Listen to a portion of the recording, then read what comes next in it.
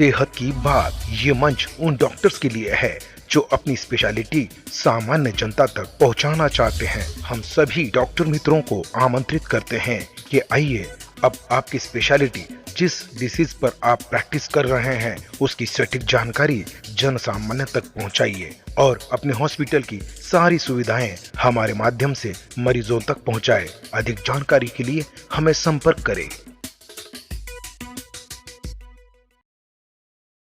मैं डॉक्टर मिलिंद खर्चे, मैं केयर सिग्मा हॉस्पिटल यहाँ पे कार्डियोलॉजी का विभाग प्रमुख कार्यरत हूँ। आज हम बात करने वाले हैं रमज़ान में जो खाने पीने में हमारे जो बदल होते हैं उसमें उसकी वजह से हमें जो तकलीफ होती है उसके बारे में। ऐसे देखा जाए तो मैं कार्डियोलॉजिस्ट हूँ, तो मैं इस बारे में क्यों बात कर रहा हूँ।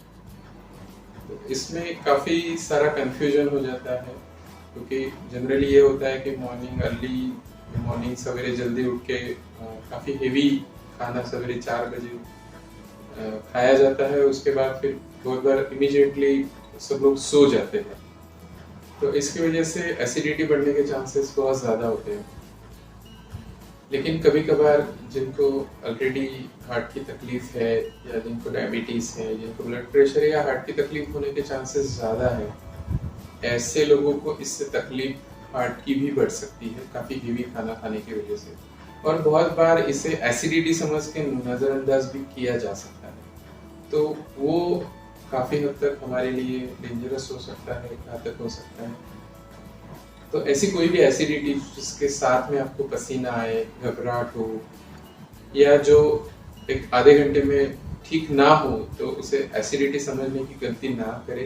यह हार्ट की तकलीफ भी हो सकती है, उसे तुरंत हमें एड्रेस करना चाहिए, डॉक्टर से कंसल्ट करना चाहिए और उसका इलाज करना चाहिए। या फिर वो सही में और कुछ नहीं है, हार्ट से रिलेटेड नहीं, इसके बारे में हमें टेस्ट करके ये तय करना चाहिए कि ये हमारे लिए डेंजरस नहीं है। उसी तरीके से दिन भर भूखे रहने के बाद जब शाम को खाना खाया जाता है तो उसमें भी काफ़ी हेवी डिनर हो जाता है, तो वो हमें अवॉइड करना चाहिए। पेट भर के खाना ज़रूर चाहिए, लेकिन पेट हेवी हो इतना नहीं खाना चाहिए। उसमें भी हमें ऑयली और मसालेदार चीज़ें, स्पाइसी चीज़ें जो है उसे अवॉइड करना चाहिए ताकि हमें तकलीफ ना हो। और ये खाने के बाद भी अगर हमें इस तरीके के सिम्टम्स आते हैं या कभी भी ऐसे सिम्टम्स आते हैं जिसमें हमें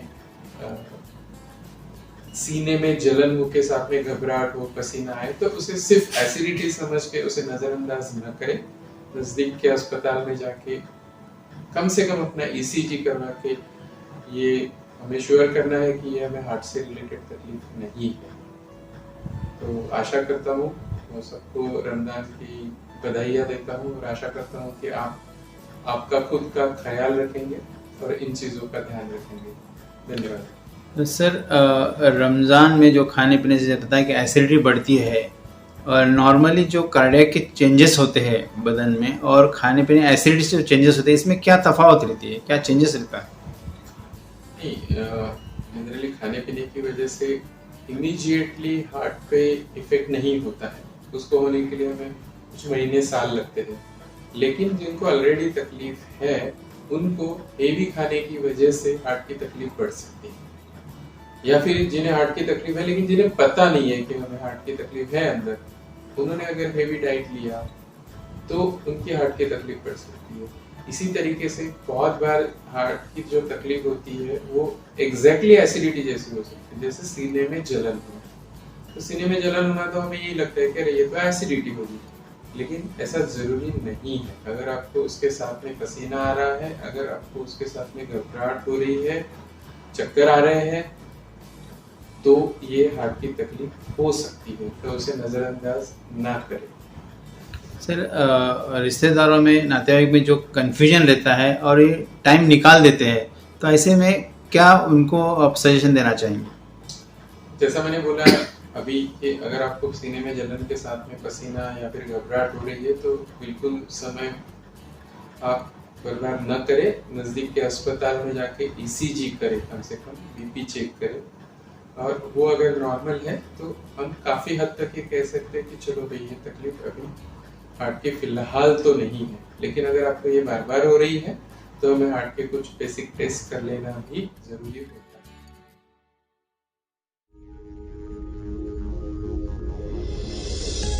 आरोग्य जागृती।